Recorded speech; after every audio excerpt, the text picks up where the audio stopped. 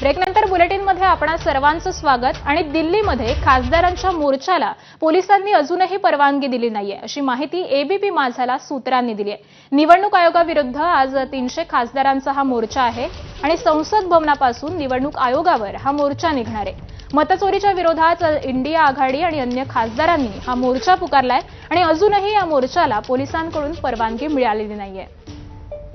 आणि आज संदर्भातली अधिकची माहिती जाणून घेऊयात आपले प्रतिनिधी सोमेश कोलगे यांच्याकडून। सोमेश, नक्कीच ज्या पद्धतीने मुंबईमध्ये आपल्याला माहिती आहे की मुख्य मुंबई परिसरामध्ये केवळ आझाद मैदान हा भाग सोडून इतरत्र कुठेही आंदोलन मोर्चांना परवानगी नसते। त्यानुसार नवी दिल्लीत सुद्धा जंतर मंतर हा भाग सोडून इतरत्र मोर्चांना किंवा आंदोलनांना परवानगी नसते।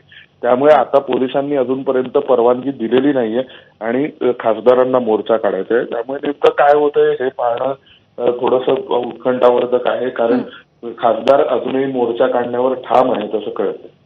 बरोबर आहे। धन्यवाद सोमेश, आपण दिलेल्या या माहितीबद्दल।